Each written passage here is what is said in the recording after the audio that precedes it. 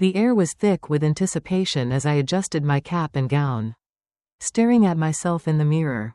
This was supposed to be one of the proudest moments of my life, 4 years of relentless work. Sleepless nights and endless sacrifices had finally led to this. Graduation day, a day that symbolized everything I had fought for. And yet, beneath the excitement, a gnawing fear lurked in my gut. Whispering doubts I had tried to suppress for weeks. Would they even show up? 2 weeks ago, I had reminded my parents about the ceremony. My mother barely looked up from her phone when she said, "Of course, sweetheart, we wouldn't miss it for the world." I had believed her. I had wanted to believe her. The same way I had wanted to believe every other time they promised to support me. Only to find out that I had been an afterthought. But this time was different. This wasn't a school play or some random event, this was my college graduation. Surely they wouldn't disappoint me today. At 9 a.m., I sent a final message in the family group chat. Ceremony starts at 10. Try to be there by 9:30 before parking fills up. No response. Not even a thumbs up. But that was nothing new.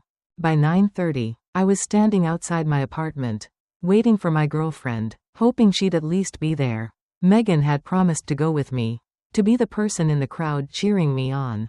But when I called her, my stomach twisted at the noise in the background, laughter, clinking dishes, voices that sounded way too familiar.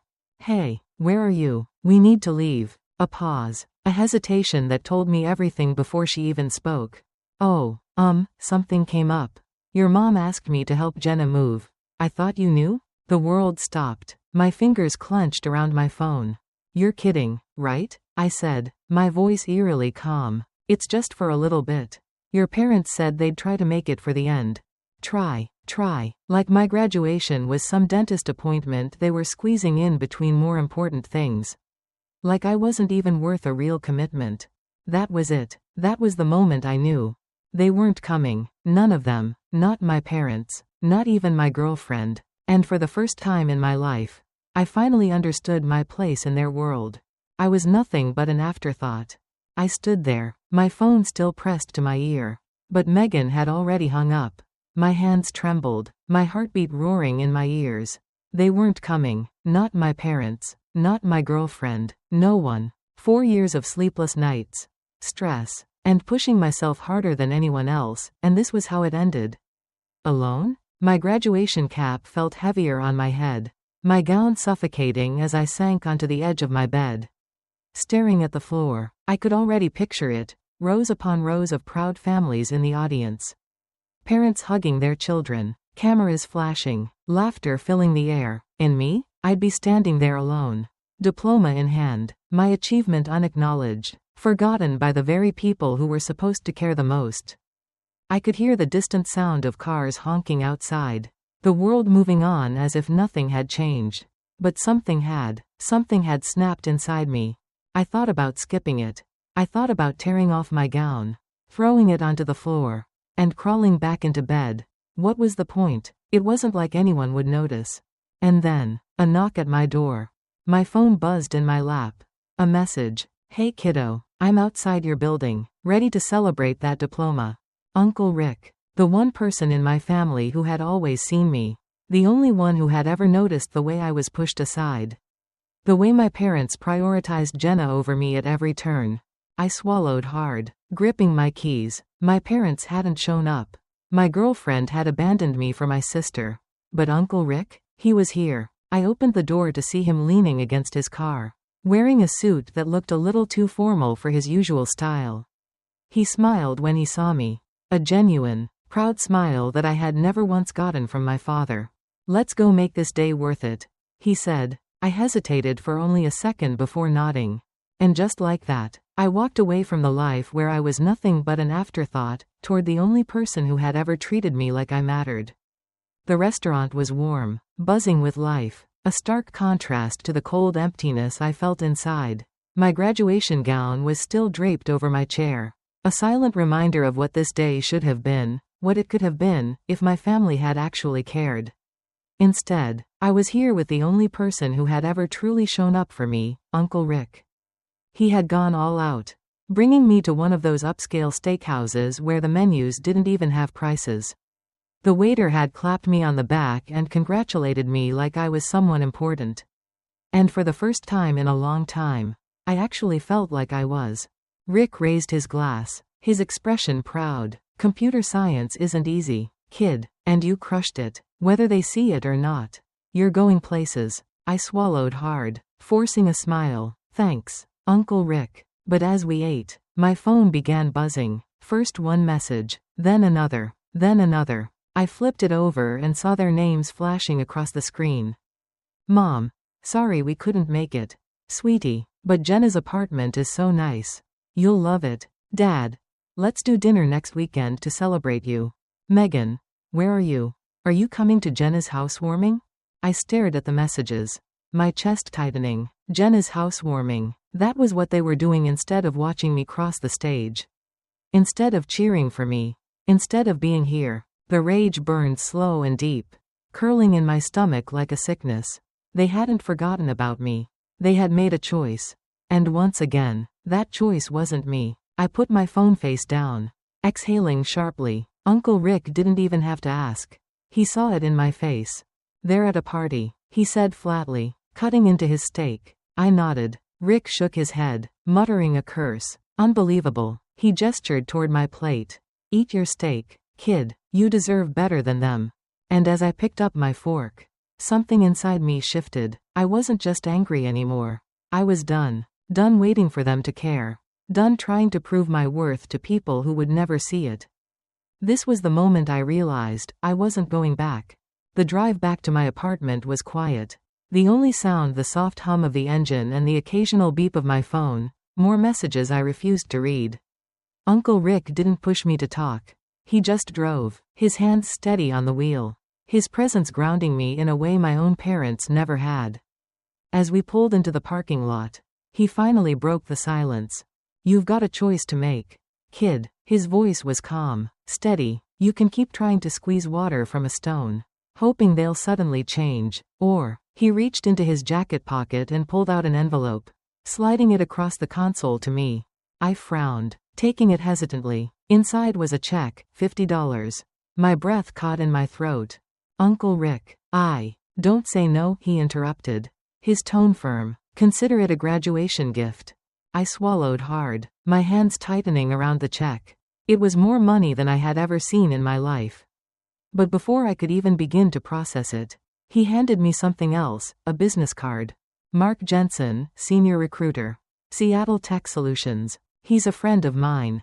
Rick explained. They're looking for fresh talent. I already put in a word for you. I stared at the card, my mind racing. Seattle. A new city. A new life. A fresh start. You want to keep fighting for scraps?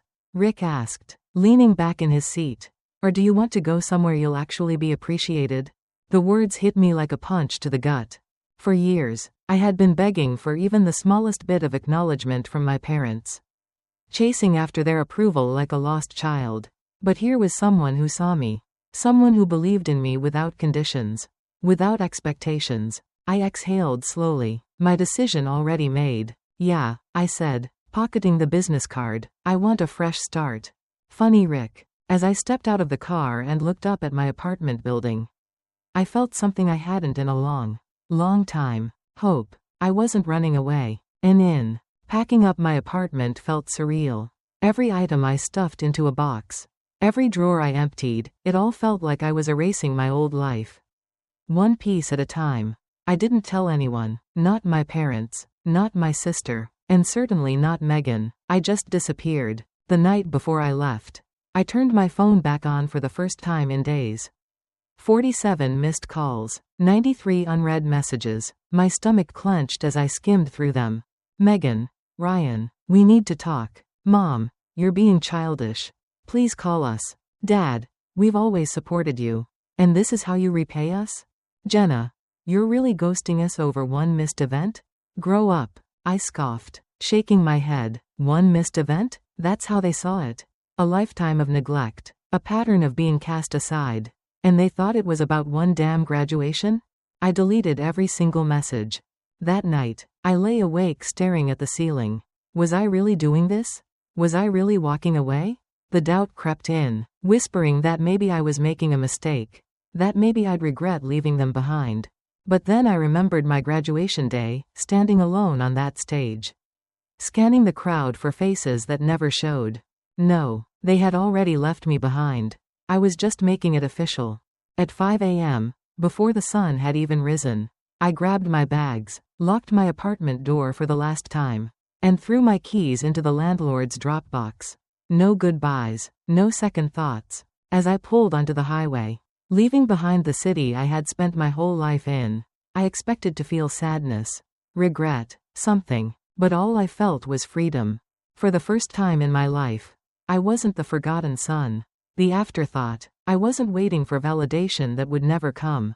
I was starting over. 3 days, 2 cheap motels, and countless cups of bad gas station coffee later, I pulled into Seattle, the city that would become my new home. I didn't know what the future held, but for the first time in a long time, I wasn't afraid. I was finally in control. 6 months. That's how long it had been since I vanished. 6 months without a single word to my parents, my sister, or Megan, and in those 6 months, I had built a life that was mine. Seattle felt like a fresh start. My new job was everything I had dreamed of, fast-paced, challenging, and full of people who actually appreciated my hard work. I had friends now, real ones, not people who only acknowledged me when it was convenient. I even started rock climbing, something I never would have done back home. For once, I was living for me. Then, one afternoon, as I sat at my desk sipping coffee, my phone vibrated with an email notification. I nearly choked when I saw the sender. Subject: "We need to talk, it's about your inheritance."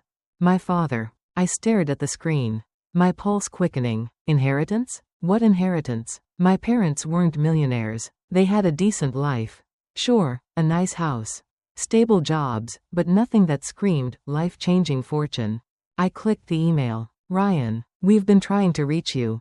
Your mother and I have been thinking about the future. About our will. We want to talk to you about your inheritance. It's important. Please call us." I exhaled sharply, running a hand through my hair.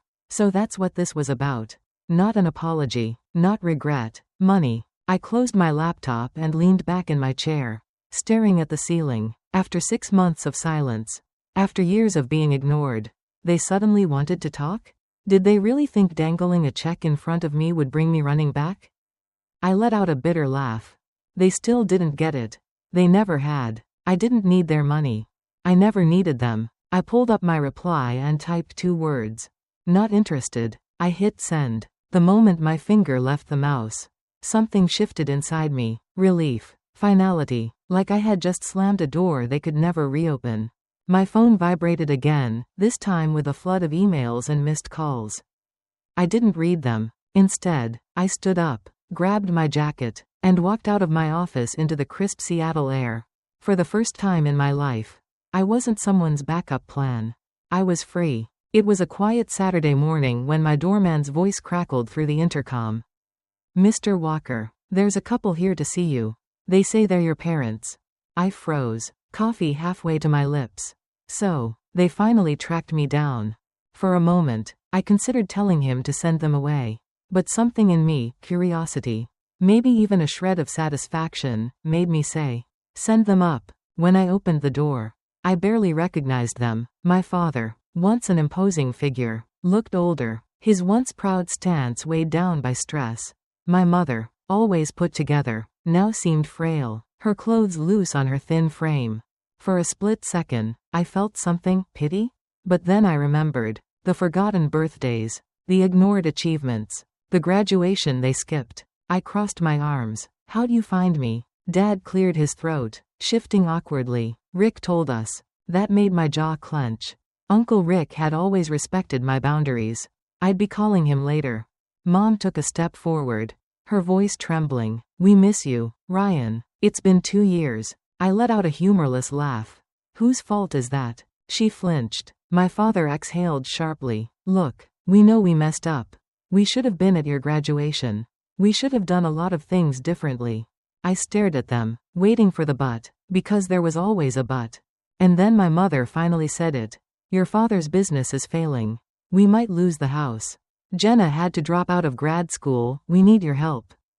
There it was. Not an apology. Not love. A request. I shook my head, laughing bitterly. Of course. It's not about me. It never was. It's about what I can do for you. Ryan, we're your parents, my dad said, his voice edged with frustration. Family helps family. I met his gaze, my voice ice cold. Where was that attitude when I needed you? Silence. Dad's face reddened, his mouth opening, then closing. He had no answer. I walked to the door and pulled it open. You should leave. My mother's eyes filled with tears. Please, Ryan, we have nowhere else to go. I hesitated, just for a second. Then I whispered, that sounds like a you problem. And I shut the door in their faces. As I closed the door, an overwhelming sense of finality settled over me. Not sadness, not guilt, just clarity.